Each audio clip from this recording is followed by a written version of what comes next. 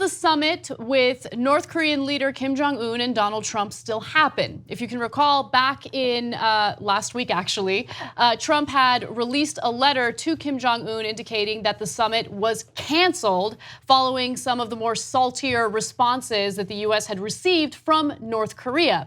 Well, now it turns out that members of Trump's administration and Trump himself are making it seem as though the wheels are in motion in terms of making this summit happen. So first, let's hear from Trump back last Friday when he said, I don't know, maybe the summit could still happen. Take a look. No, we'll see what happens. It could even be the 12th. We're talking to them now. They very much want to do it.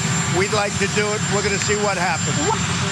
John, everybody plays games. You know that. You know that better than anybody. Everybody plays games. Okay, so I don't know whether or not what's currently taking place is just part of the game playing, but what we do know is that Kim Yong-chol, who is a North Korean official and also Kim Jong-un's right-hand man, is traveling to the United States to meet with Mike Pompeo. That's the Secretary of State in the Trump administration. According to the Washington Post, Kim Yong-chol was directly sanctioned by the Treasury Department for his involvement in North Korea's nuclear program and illicit activities while he served as Director of Intelligence. So the United States would have to grant a waiver to allow him to enter the country. Since he's on his way to New York, it appears that he has been granted that waiver. So there are other moving parts to this story. Apparently, as part of his preparations for the summit, Trump will meet with Japanese Prime Minister Shinzo Abe on June 7th at the White House.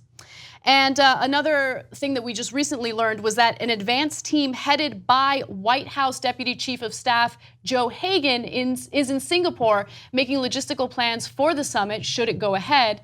The North Korean side is led by Kim Chang-sun, who effectively serves as Chief of Staff to Kim Jong-un.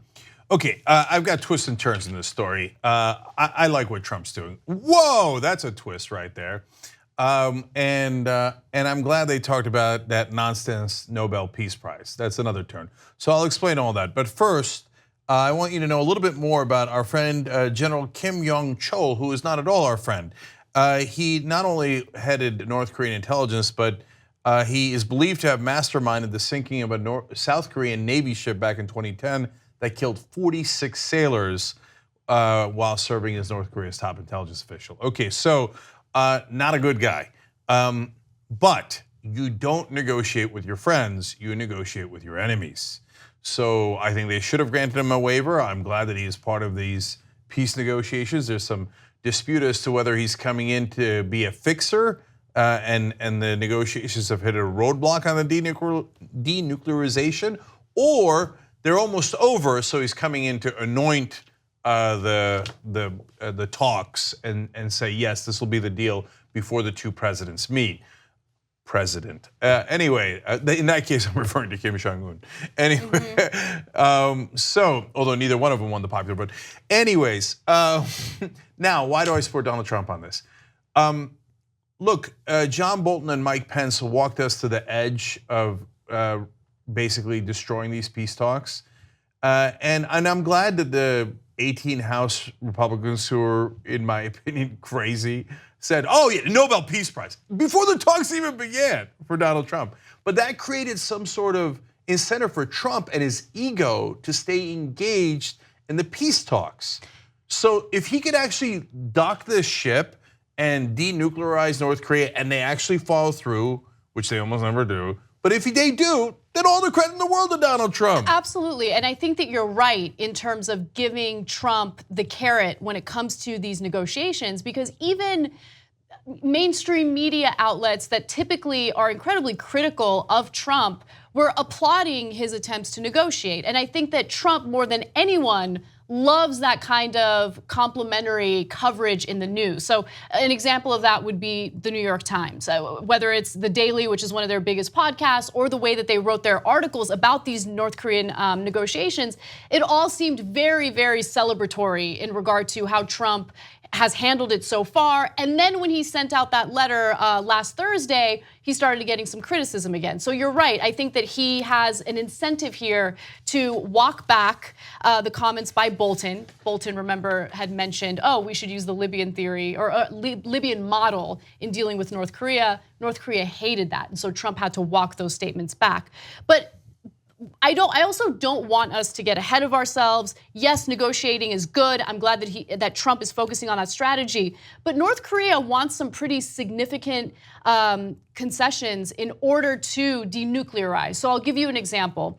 A couple of years ago, there was a group of North Korean restaurant workers in China who effectively defected and went to South Korea. So right now they're in South Korea. North Korea is saying, you guys want to negotiate, we want those waitresses back, waiters and waitresses back. I don't know, I highly doubt South Korea is going to be like, here you go, right? But we'll see. This is all part of the negotiation. Yeah, I feel terrible for those people. North Korea is claiming that the South Koreans kidnapped them with their spies. Yeah, good luck with that theory. And by the way, General Kim Young-chol, one of his jobs was to spread propaganda to South Korea to convince them to come over to North Korea.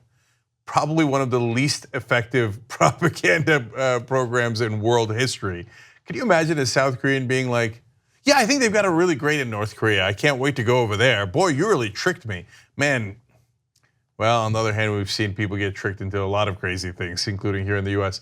Anyway, so overall though, I hope they don't give those people back. That would be terrible. They escaped from that horrible situation in North Korea. And so I totally agree with Anna. Don't get me wrong. Nothing is done until it's done, especially with Donald Trump. Anything could go wrong at any moment, and also especially with Kim Jong-un. So these are probably the two most volatile foreign leaders, or well, two national leaders there are in the world, literally, right? So don't count your chickens before they hatch. But if they do hatch, great. Look, I'm in the camp of if Trump or anyone I oppose is doing something positive, wonderful, fantastic. You don't have to oppose him for the sake of opposing him. You don't have to have what they have, which is Obama derangement syndrome. Whatever Obama did, we're opposed to. If Obama's in favor of the sun, we should block out the sun, right? We don't want to be irrational like that. There's plenty of great reasons to oppose Donald Trump, but if he does something that's positive, awesome. Absolutely. One final point that I do want to make. Remember, we are dealing with volatile leaders, but more importantly, we're dealing with people who have incredibly thin skin. And Donald Trump really stands out when it comes to that characteristic. I don't know if this is possible or if it's gonna, no, it's definitely possible. I don't know if it's gonna happen, but I feel like if there's even a small thing lost in translation, or if Kim Jong-un says something that's even slightly critical of Trump, things could change rapidly. So that's another thing to keep in mind. He needs to keep his cool, and he needs to continue getting favorable news coverage in regard to treating the situation like a diplomatic president. Yes, so I hope it goes that way and that the talks don't unravel. Two easy ways to follow the Young Turks. One is hit the subscribe button down below, then you're a TYT subscriber. And second is ring the bell.